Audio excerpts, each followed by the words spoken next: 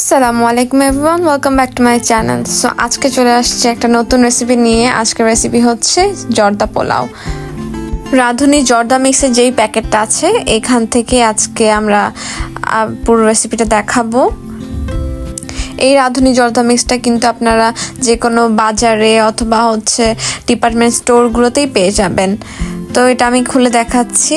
এই তো বক্সে প্যাকেটটা, এরপরে ভিতরে দেখবেন দুইটা প্যাকেট আছে। একটার মধ্যে এই লাল চালটা ছিল, আর আরেকটা প্যাকেটের মধ্যে আপনার চিনি, তারপরে বিভিন্ন রকমের বাদাম, এলাচি, কিশমিশ সবকিছুই মিক্স করা ছিল। এখান থেকে কিন্তু খুবই সুন্দর স্মেল আসছিল।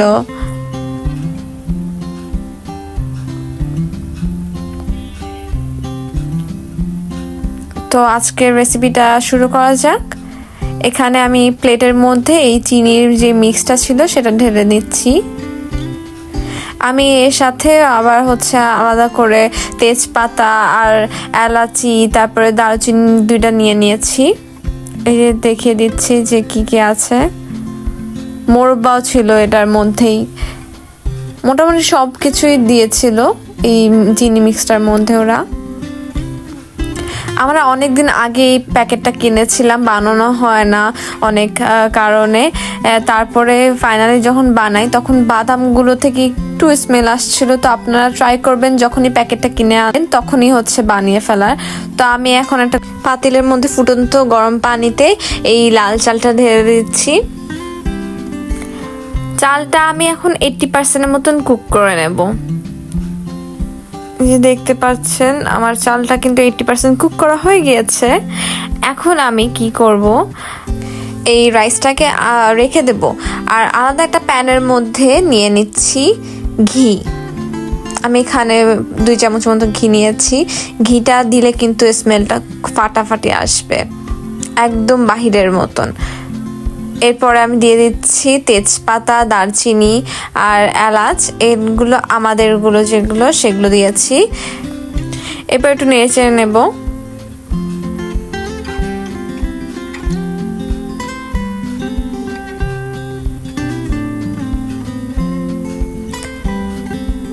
এখন আমাদের যে চালগুলো ছিল, সিদ্ধ করা চালগুলো, সেগুলো দিয়ে দিচ্ছি।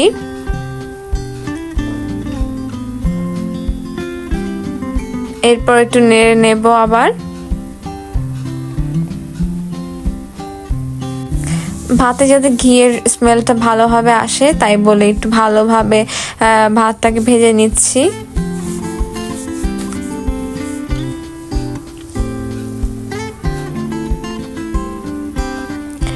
এবার ভাত যখন ভাজা হয়ে যাবে তারপরে সাইড করে আমরা যে চিনির মিক্সটা ছিল সেটা দিয়ে দেব। তার উপর দিয়ে গরম গরম পানি ঢেলে দেব।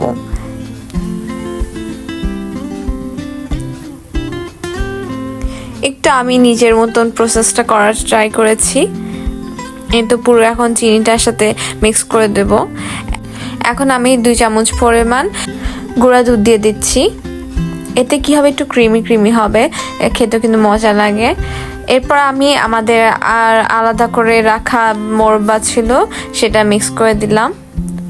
জর্দা পোলাওয়ে যদি মোরব্বা না থাকে তাহলে কিন্তু মজা লাগে না। একদম বিয়ে বাড়ি সাজানোর জন্য মোরব্বাটা দেওয়া মাস্ট। খুব সাবধানে কিন্তু নাড়তে হবে, চালগুলো না হলে ভেঙে যাবে।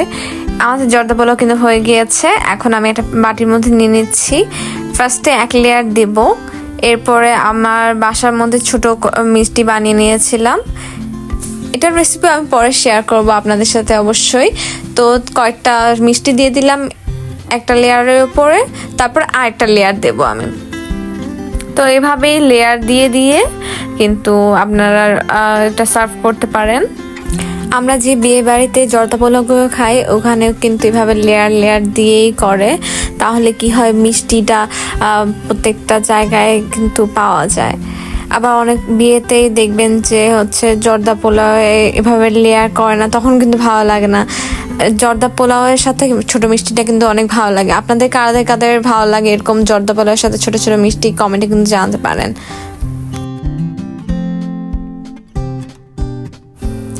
এখন আমি উপর দিয়ে একটু ঘি দিয়ে দিচ্ছি।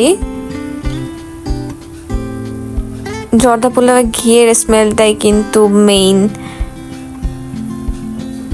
এরপরে আমি উপর দিয়ে দিয়েছি একটু ক্রিমটা আমি একটু ফেটিয়ে নিয়েছি। ক্রিমের সাথে আমি একটু মিল্ক পাউডারও দিয়ে দিয়েছিলাম।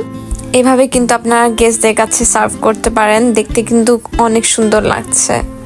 এভাবে কিন্তু রাঁধুনি জর্দা মিক্স দিয়ে খুব সহজে বানিয়ে ফেলতে পারবেন ঘরের মধ্যেই জর্দা পোলাও।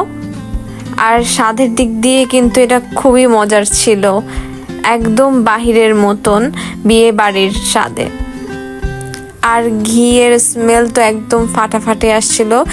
আর এই ঘিটা কিন্তু আমি বাসায় বানিয়েছি, আপনারা কিন্তু ঘিয়ের রেসিপি আমার চ্যানেলে পেয়ে যাবেন। আশা করছি আজকের রেসিপি আপনাদের কাছে ভালো লেগেছে। যদি ভালো লাগে তাহলে একটা লাইক দেবেন এবং আরও নতুন নতুন রেসিপির জন্য আমাদের চ্যানেলটিকে সাবস্ক্রাইব করে আমাদের পাশেই থাকুন। আজকের মতো এখানে বিদায় নিচ্ছি। আল্লাহ হাফেজ।